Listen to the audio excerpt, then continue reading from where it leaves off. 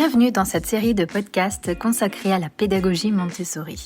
Avec Ludivine Ami, fondatrice et directrice de l'école Montessori Happy Kids à Genève, nous avons eu envie de créer cette série parce qu'on entend énormément parler de Montessori sans toujours savoir ce que ça signifie vraiment.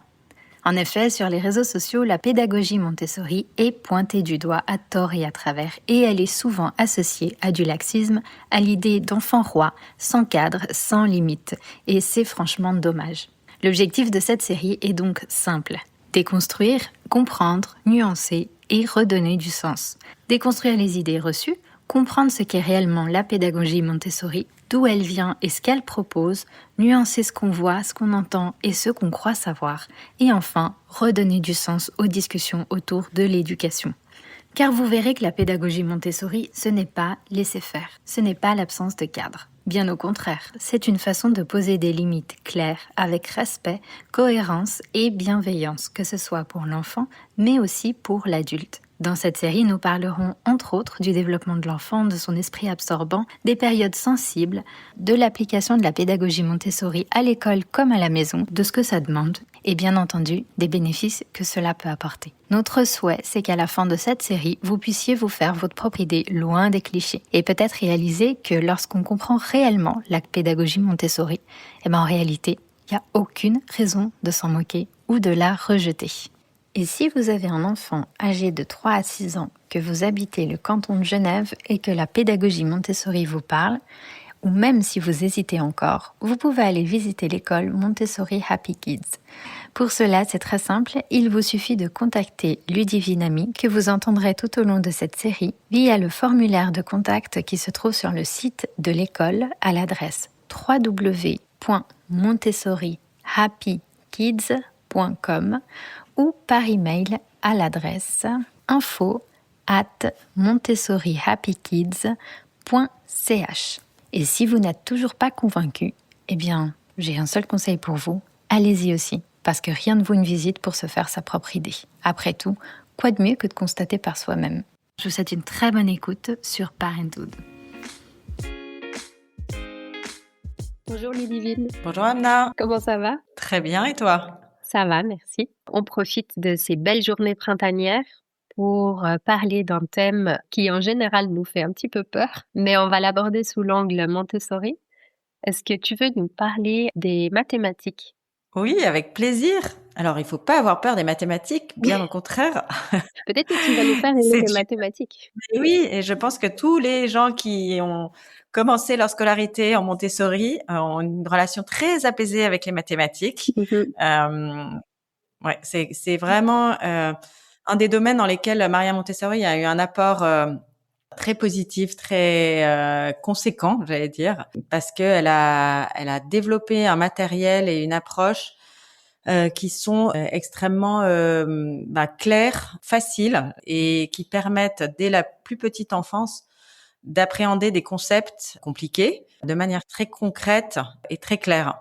Donc, c'est un des domaines qui est extraordinaire en Montessori. Et je pense que, je me souviens de ma formation à EMI à Genève, et on était tous bluffés par la simplicité de l'approche montessorienne, le fait que ce soit quelque chose d'extrêmement accessible pour tous. Et effectivement, il y a souvent cette réaction du si j'avais appris les mathématiques comme ça, mais je serais pas fâchée avec les maths comme je suis maintenant. Enfin voilà. Donc, et on sent qu'il y a des traumatismes avec les mathématiques. Oh. Et quand on commence avec Montessori et qu'on continue avec Montessori, évidemment, mais les bases, en tout cas, dont je vais parler aujourd'hui, parce que moi, je me concentre vraiment sur la maison des enfants, donc les enfants entre 3 et 6 ans, elle a vraiment eu une approche extrêmement positive, et on peut lui en être très reconnaissant, parce que c'est quelque chose de fantastique. Donc en fait, dans la maison des enfants, ce qu'on fait, c'est qu'on familiarise l'enfant avec des concepts mathématiques. On pose vraiment des bases. Et puis ensuite, à partir de 6 ans, il va approfondir tout ça. Mais tu vas voir quand je vais t'expliquer qu'on fait déjà beaucoup de choses en 3-6 ans. Beaucoup plus, je pense, que dans le système classique. On va beaucoup plus loin dans l'approche de concepts mathématiques. Parce que l'enfant en est capable. Oui. Et ça, c'est aussi quelque chose que Maria Montessori affirme et a mis en exergue. Elle dit que l'enfant est doté d'un esprit mathématique dès son plus jeune âge. En fait, il faut pas avoir peur d'exposer et de lui faire apprendre des concepts mathématiques parce qu'en fait, il a une capacité innée pour les mathématiques dès tout petit. Ouais. Et tous les enfants pensent de manière logique. Ils ont la capacité de faire des abstractions. Ils peuvent calculer, ils peuvent discriminer. Voilà, tout ça c'est présent dans leur cerveau. Et donc, il nous appartient à nous de leur offrir l'occasion de pratiquer toutes ces fonctions, on va dire, et de leur donner du matériel pour qu'ils puissent s'entraîner. Et c'est ce qu'on fait dans la maison des enfants. Et ils adorent ça. Donc, bien sûr, ouais, ils adorent ça. En plus, il faut surtout pas leur inculquer la peur ou l'angoisse des mathématiques à cet âge-là. Au contraire, il faut les encourager, leur montrer combien c'est agréable, stimulant, intéressant, riche. Et voilà. Et donc, ils le font de manière très naturelle. En plus, pour rappel, les enfants de cette tranche d'âge-là, entre 0 et 6 ans, ils sont dotés de l'esprit absorbant, dont on a déjà parlé. Donc, ils ont vraiment cette capacité à absorber tous les éléments de leur environnement et tout ce qu'on leur propose de manière vraiment spontanée, naturelle et sans aucun effort. Donc, il faut vraiment en profiter. Et donc, c'est pour ça que les mathématiques à cet âge-là, c'est la bonne période pour les initier et pour leur donner les clés de ce monde-là. Et ils sont tous capables d'en faire.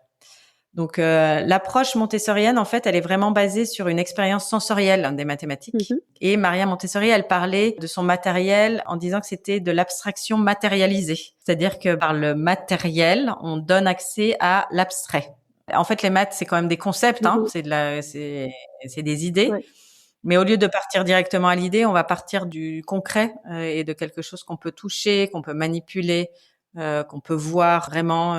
Donc voilà. Donc déjà, il faut savoir que quand on arrive, les enfants qui arrivent à 3 ans dans une classe Montessori, ils vont pas directement faire des activités de mathématiques, on va dire pures. On va vraiment au début leur faire toute une initiation, par exemple avec les activités de vie pratique. Donc les activités de vie pratique, c'est les activités qu'on a sur des étagères et qui sont des activités de la vie de tous les jours. Ça va être des versets, ça va être je sais pas, plier des choses, polir, etc. Et en fait, rien qu'avec ces activités, on va déjà commencer à faire travailler l'esprit mathématique et logique de l'enfant. Par exemple, quand on lui fait faire un verset, l'enfant, il va devoir juger la quantité qu'il va devoir verser.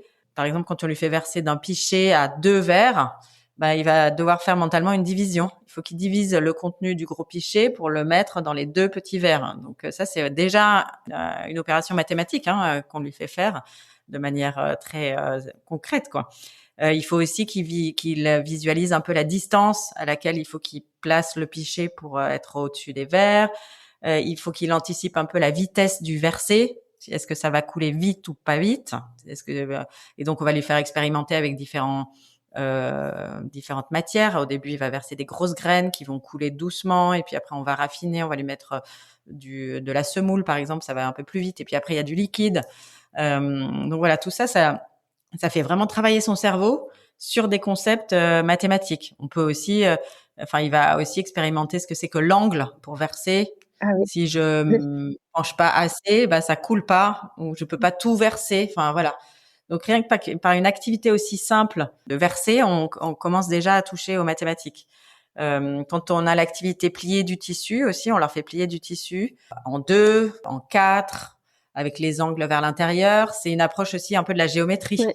On va lui faire réaliser, des formes géométriques. Souvent les serviettes, elles sont en forme carrée, et puis on va la plier en 2, on va obtenir un rectangle, et puis de nouveau en 2, hop, on retombe sur un carré. Ou si on plie au milieu, ça, on voit la forme du triangle qui apparaît. Enfin voilà, toute la géométrie est déjà présente sur ces activités-là. Et puis avec ces activités, on développe aussi son esprit logique. Parce que pour toutes ces activités, il faut souvent organiser le matériel de manière logique pour pouvoir effectuer les différentes étapes.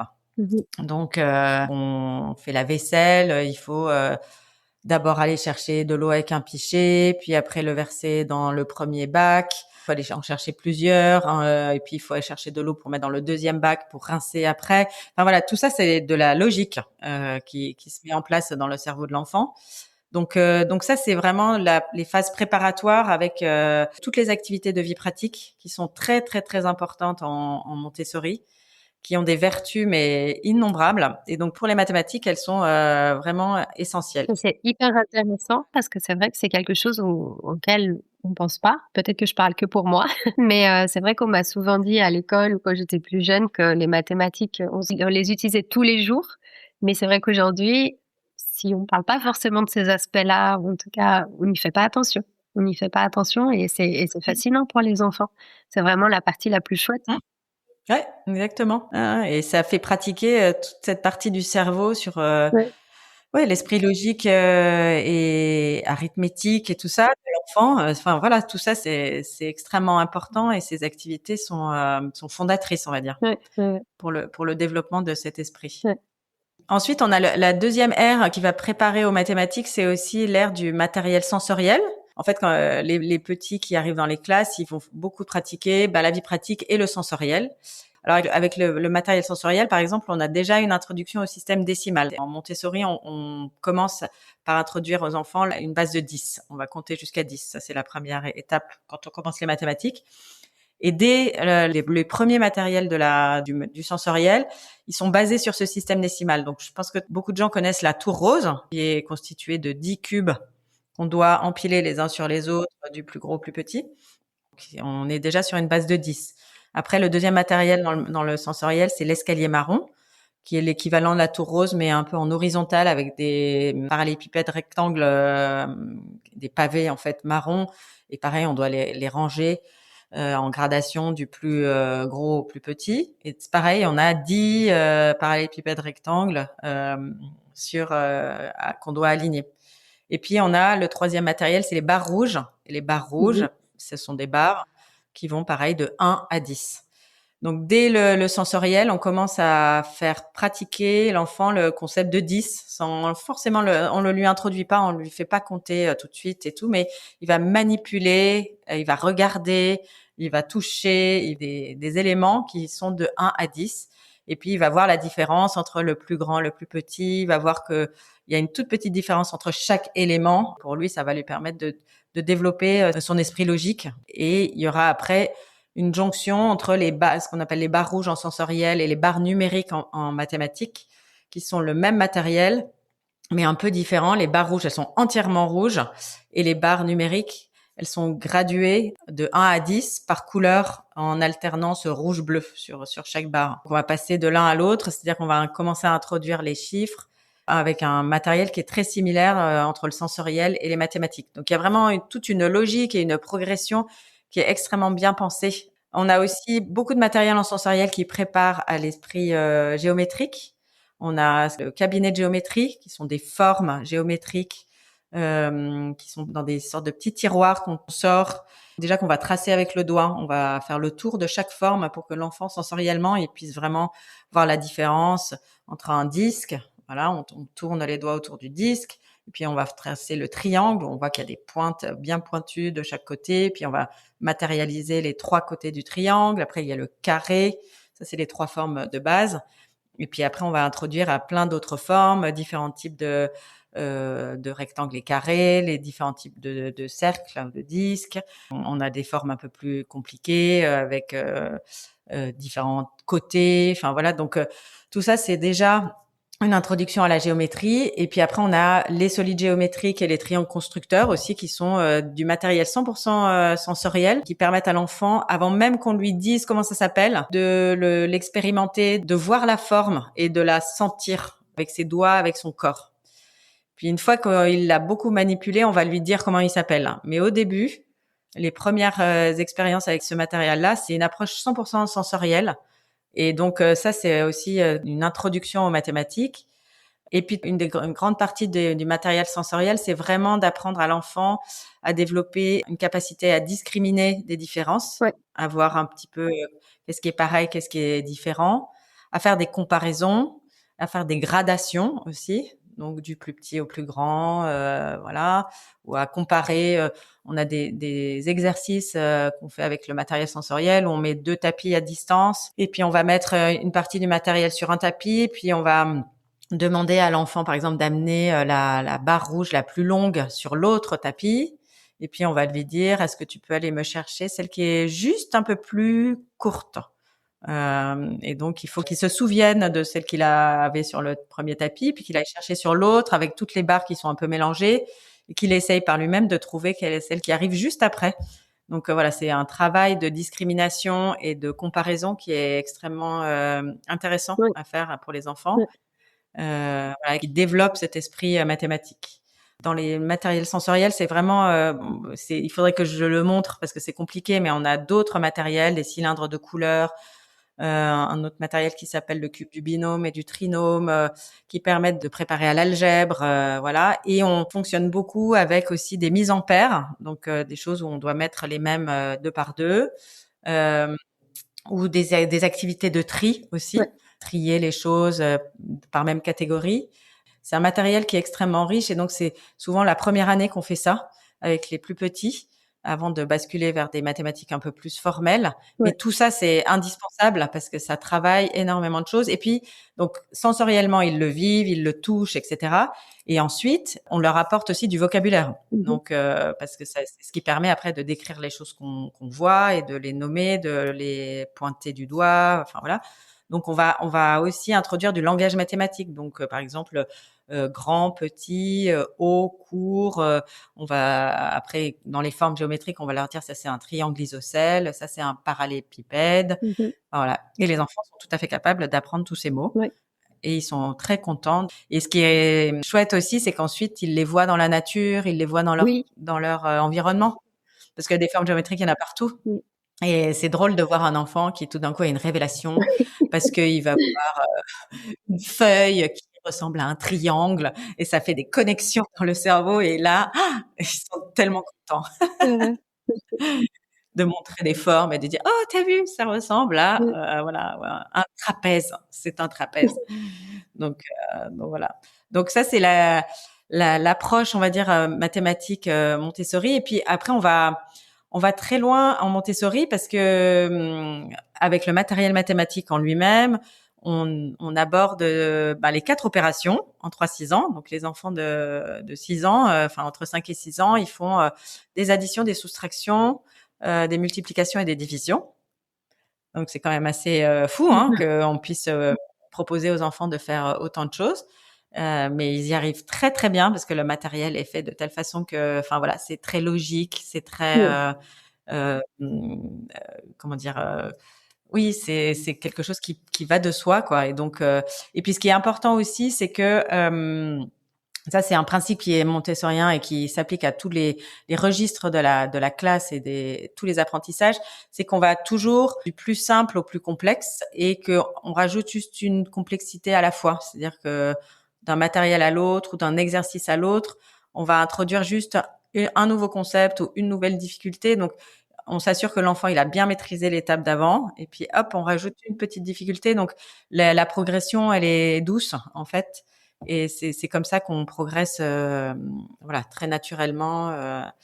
On isole à chaque fois une seule difficulté. C'est ça qui est Voilà, comme génial. ça permet. C'est ça qui est génial pour le coup, c'est qu'on passe pas d'un seul coup à un niveau où ça allait à peu près, puis tout à coup on se retrouve complètement perdu, puis après on accumule un petit peu les Exactement. faiblesses et puis après voilà. Ouais. Et puis l'avantage aussi, c'est que c'est l'avantage de l'approche individuelle Montessori, c'est que on peut prendre le temps. Il y a des enfants pour qui c'est d'une simplicité enfantine, j'allais dire. Enfin voilà, qui passent d'une étape à l'autre avec une grande facilité. Et puis pour d'autres, voilà, c'est un tout petit peu plus compliqué. Mais ça veut pas dire que pour eux les mathématiques vont être compliquées toute leur vie, pas du tout. C'est juste que voilà, ils sont peut-être pas complètement prêts à ce moment-là, ou ça les intéresse pas, ou voilà, c'est juste il y a quelque chose qui est un peu plus dur. On le voit chaque année. Il y a des enfants pour qui apprendre les chiffres de 0 à 10, ça prend du temps, plus de temps que pour d'autres. Mais l'avantage, c'est qu'on peut prendre ce temps-là. On a tout le temps qu'il faut. On va répéter. On voit tout de suite les enfants qui ont des facilités, puis d'autres pour qui c'est un peu plus dur. Ce qui est sympa, c'est que les enfants entre eux ne s'en rendent absolument pas compte, parce qu'il n'y a pas de compétition. Il n'y a pas de moi j'ai fini avant toi, moi j'en suis déjà là. En fait, chacun fait son petit bonhomme de chemin et donc ils savent pas vraiment où en sont les uns les autres. Enfin, s'ils voient qu'il y en a qui font du matériel un peu plus compliqué, mais ça a plus un côté stimulant du type j'ai envie aussi de moi de le faire, plutôt que lui il est plus fort que moi ou moi je suis nulle. Enfin Ouais. voilà, on n'est pas du tout dans cette logique-là. Mais du coup voilà, on peut prendre le temps de débloquer des situations qui sont parfois un peu plus compliquées. Et puis et souvent on voit que voilà, peut-être la première marche était dure à franchir et puis après hop, Ouais. tout d'un coup ça va super vite pour la suite. Donc voilà, et ça c'est quand même assez euh, agréable pour les enseignants de pas mettre la pression aux enfants, de pas les mettre dans un entonnoir où ils vont commencer dès tout petit à se sentir un peu pressurisés ou en difficulté et donc à pas être dans leur zone de confort, Ouais. à prendre le temps avec chacun d'intégrer les concepts, de mémoriser. Au début, il y a de la mémorisation, quoi. Il faut mémoriser. Quand on leur apprend les chiffres de 1 à 10, il faut qu'ils apprennent, à tracer le symbole et puis à mettre le bon nom sur chaque symbole, quoi. À savoir que, le 3, le mot 3, ça va sur le symbole du 3. Ouais. Et ça, pour certains enfants, parfois, c'est compliqué. Ça peut prendre plus de temps. Et voilà, bon, c'est comme ça. Mais on y arrive toujours. En plus, on utilise toujours les sens parce que les chiffres, on va les tracer. Pareil, on a comme les lettres rugueuses pour le langage, on a les chiffres rugueux. Donc les chiffres, on va passer du temps à les tracer avec les doigts, donc à les faire rentrer, on va dire, sensoriellement dans notre corps avant même de les écrire avec un crayon. Et, et voilà. Et une fois qu'on a fait ça, les enfants qui sont Montessori, ils apprennent à compter jusqu'à 1000. On a un matériel qui est incroyable qui s'appelle la chaîne de 1000, Ouais, elle est possible. qui est une chaîne avec des perles qui vont jusqu'à 1000, qui est très très très longue Mhm. et qu'on va déplier dans la classe. Alors ça, c'est un événement quand un enfant fait la chaîne de 1000, parce que c'est un peu le Graal. Ouais. c'est les grands qui font la chaîne de 1000. Et donc, c'est tout un cérémonial parce qu'on a un tapis très, très long. Il faut le déplier dans la classe et puis ça prend beaucoup de place, c'est long. Et puis, l'enfant, il va compter ces 1000 perles. Alors, ça paraît complètement fou pour des adultes de se dire, oh là là, mais il a compté ça, il a compté 1000 perles. Mais en fait, pour lui, c'est un challenge Ouais. incroyable. Et une fois qu'ils l'ont réalisé, mais on voit la Ouais, ouais. fierté, l'accomplissement. Et pour eux, à cet âge-là, savoir compter très loin, c'est hyper intéressant. Enfin, c'est quelque chose qui les nourrit vraiment, quoi, Mhm. intellectuellement. C'est pas quelque chose de fastidieux comme nous, on pourrait le penser maintenant, parce qu'ils ne maîtrisent pas encore cette compétence. Donc, compter jusqu'à 1000, c'est quelque chose d'incroyable. Voilà, on a un matériel incroyable en Montessori pour leur apprendre à bien compter, à associer les quantités aux symboles. Donc que ce soit les premiers chiffres et nombres. Au début, on fait 0 à 10. Puis après, on leur apprend toutes les dizaines jusqu'à 100. Et puis après, les chiffres de 20 à 100. Enfin voilà, on a des tables, ça s'appelle les tables de Seguin, qui permettent de leur apprendre à reconnaître 43, 86, 32. Ouais. Enfin voilà, dans tous les sens. C'est-à-dire, on leur écrit et puis ils vont le lire ou on va leur dire est-ce que tu peux composer 46 et puis ils vont composer 46 avec des petites tablettes de bois. Voilà, on jongle beaucoup et on manipule beaucoup ce concept-là. Et puis après, on passe petit à petit. Enfin voilà, on a beaucoup beaucoup de matériel, mais après on passe aux opérations. On introduit aussi en 3-6 ans le concept des fractions, donc qui est un peu une composante, on va dire, de la division. Une fraction, c'est on divise un tout en un certain nombre de parties, mais voilà, ils adorent ça et c'est très sensoriel, très ludique et une fois qu'ils ont capté comment ça marchait, ben voilà, c'est acquis pour la vie, le concept de la fraction. Mais c'est ça qui est Et génial, parce qu'en sensoriel, ça n'a rien à voir avec ce qu'on a appris, où c'était tellement ouais, abstrait, et exactement. c'était très, très difficile. Je me rappelle que intégrer ce concept de fraction, pour moi, personnellement, c'était vraiment une des parties les plus difficiles des mathématiques. Ouais. Mmh mh. Et donc, alors que là, enfin voilà, je pense qu'après à vie, c'est comme le concept, on introduit aussi assez rapidement le concept d'unité, dizaines, centaines et Oui, milliers en ouais, Montessori pour pouvoir après faire des opérations avec des gros nombres à plusieurs chiffres. Mais ça, c'est très concret, c'est-à-dire que l'unité, c'est une perle. La dizaine, c'est une barrette avec 10 perles dessus. La centaine, c'est une plaquette avec 10 dizaines qui sont alignées et reliées entre elles. Et puis le 1000, c'est 10 plaquettes de 100 qui sont collées les unes sur les autres, donc ça fait un cube. Et donc pour l'enfant, je pense qu'à vie, pour lui, quand on lui dira dizaine, il verra la petite barrette de 10, quoi. Enfin, et c'est pas juste un 1 avec je ne sais plus combien de zéros derrière 10, parce qu'en gros, si on apprend la dizaine avec juste en lui disant c'est un 1 et un 0, et, enfin il faut l'apprendre de manière bête et méchante, il faut le mémoriser, mais ça n'a pas cette concrétude, j'allais dire. Enfin voilà, c'est pas concret quoi pour l'enfant. Un 1 et un 0, ça n'a pas beaucoup de sens. Donc là, on a ce matériel qui nous permet pendant de nombreux mois, de pratiquer, d'utiliser, d'échanger. On fait des opérations. On va utiliser ce matériel pour faire des opérations. Par exemple, les additions. On va mettre des unités, des dizaines, des centaines et des milliers ensemble. Il y a 2 enfants. On va leur donner chacun un gros nombre, 1252 et 3643, par exemple. Chacun, avec le matériel, va recréer avec les quantités le nombre qu'il a devant lui.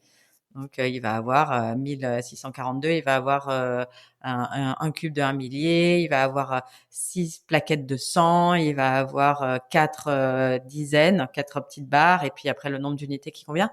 Et après, ils les mettent ensemble, et puis ils vont recompter tout ce matériel-là. Donc, enfin, voilà, c'est quelque chose d'extrêmement concret. Et donc, je pense que c'est fantastique de commencer dans la vie en mathématiques avec cette expérimentation à la fois ludique et concrète, qui fait qu'après, une fois qu'on a acquis tout ça, on peut passer sur du papier et à manipuler, à jongler juste avec les chiffres, les symboles, et que ça ait du sens pour eux.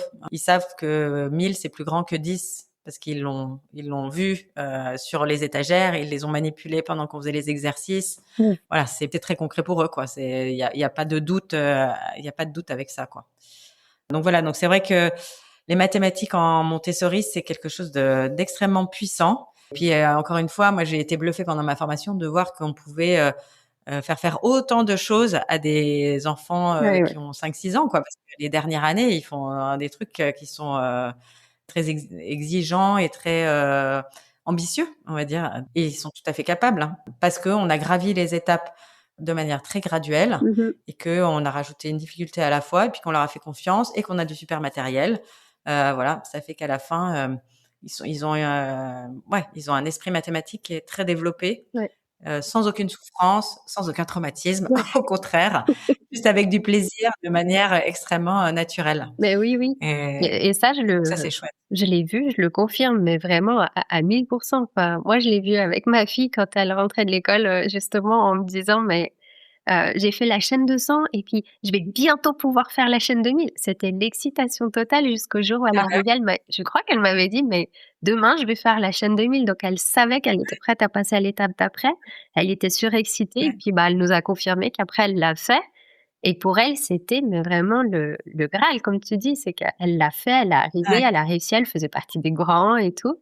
Mais ça l'a motivée, elle était hyper intéressée et tellement fière. Et c'était juste génial à voir. Ouais, c'est beau de voir un peu cette joie d'apprendre, la joie d'être stimulé et puis d'adorer ça, quoi. Enfin, voilà, on a des enfants qui arrivent le matin, effectivement, qui sont complètement excités et qui courent vers les étagères des mathématiques, quoi. On n'a pas du tout besoin de les forcer, quoi. Donc c'est quand même génial d'avoir cet enthousiasme-là et de pouvoir à la fois le susciter, le nourrir. En fait, ça crée une approche à l'apprentissage en général qui est quand même extrêmement positif. Et c'est un peu aussi ce qu'on fait beaucoup en 3-6 ans. C'est ça, c'est qu'on sème les graines des enfants qui seront plus tard, et ça, on souhaite qu'ils soient des enfants heureux d'apprendre, curieux, intéressés. Voilà, parce que en fait, c'est eux qui vont devoir faire le boulot. Nous, on pourra pas le faire pour eux. En fait, on peut pas forcer un enfant à apprendre. Enfin, quand on force de manière, j'allais dire violente, enfin, de manière un peu bête et méchante, il y a rien qui rentre de manière solide et pérenne. Il faut que ça vienne de lui, quoi. Il faut que l'énergie, la curiosité, elle naisse en lui. Et ça, par contre, on peut travailler là-dessus. On peut travailler sur ces dynamiques, c'est-à-dire sur rendre la chose intéressante, les enthousiasmer pour la connaissance, en fait. Et voilà, et c'est exactement ce qu'on fait en mathématiques grâce à tout le matériel et à cette progression qui a été conçue ouais, de manière très, très intelligente et fine par Maria Montessori. Et je crois qu'il y a de plus en plus d'enseignants dans le public maintenant, enfin dans les systèmes classiques, qui utilisent du matériel mathématique aussi. Hein. Mhm. Parce que pour des enfants aussi qui ont des troubles de dyscalculie, de choses comme ça aide à surmonter Ouais, ouais, certains problèmes, quoi. Parce que, bah voilà, on repart du concret et on refonde un peu les bases. ouais. Donc voilà, c'est très, très, très utile et très puissant. Ouais, ouais, comme tu l'as dit, c'est puissant et qu'est-ce que c'est précieux. Et puis, Oui, d'ailleurs, je rebondis un petit peu tardivement, mais tout à l'heure, tu as dit, j'aimerais bien pouvoir montrer le matériel qu'on utilise, qui est oui, incroyable. Mais si je me trompe pas, vous partagez quand même beaucoup. Et je pense avoir vu passer quelque chose sur les mathématiques sur votre compte Instagram, peut-être aussi sur le blog, sur votre site.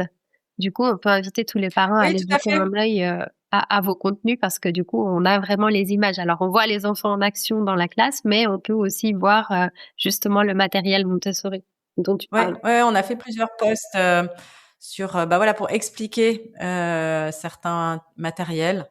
L'idée, c'est pas que les parents doivent acheter ça et le faire à la maison. Hein. Alors là, ça n'a pas beaucoup d'intérêt d'avoir du matériel mathématique à la maison. Mais voilà, c'est pour leur donner une idée de ce qui se passe dans une classe Montessori et comprendre un peu comment ça fonctionne, quoi. Puis c'est vrai que c'est important d'être formé au matériel Oui, parce que les présentations, elles sont, j'allais dire millimétrées, quoi. C'est vrai qu'on a une façon de présenter qui est la même, je pense, dans le monde entier. On a tous été formés pareil. Marie Montessori a été très précise dans sa façon de donner des directives et d'utiliser le matériel.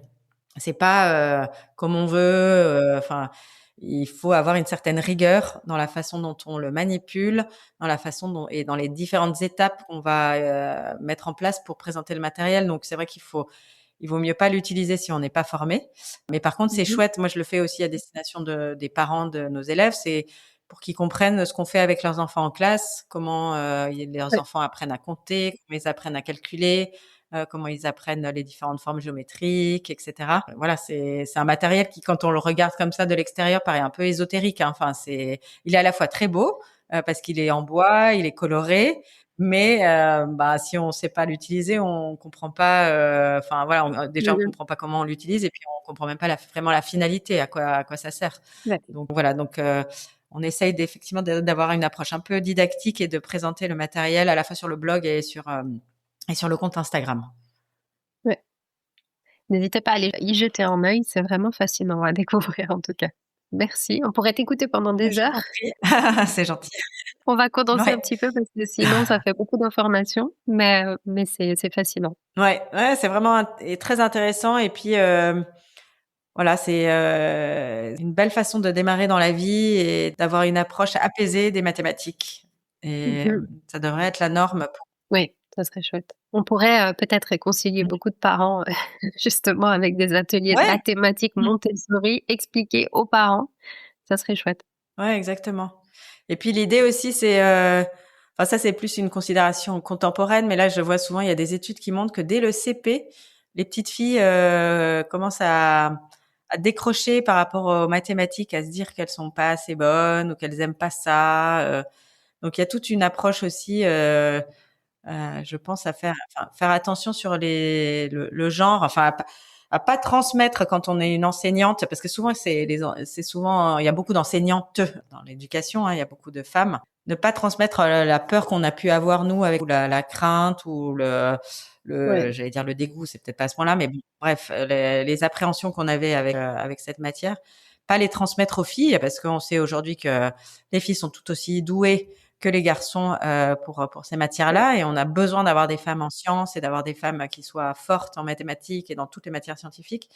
Et apparemment, ça se joue très très jeune. Donc je me dis qu'on a un rôle même social à voilà à ne pas faire de bien différence sûr. et à transmettre la même appétence pour pour les mathématiques aux garçons comme aux petites filles. Voilà, pour leur dire qu'elles aussi, elles peuvent être demain chercheuses en physique quantique et que elles ont tout à fait les mêmes capacités, quoi. Et donc à leur donner le goût des Ouais, ouais, ouais. mathématiques très tôt. Ouais, exactement, ouais. Voilà. Merci beaucoup. Mais je t'en prie, c'est un plaisir. Pour nous aussi. Non, c'est vrai que c'est hyper important.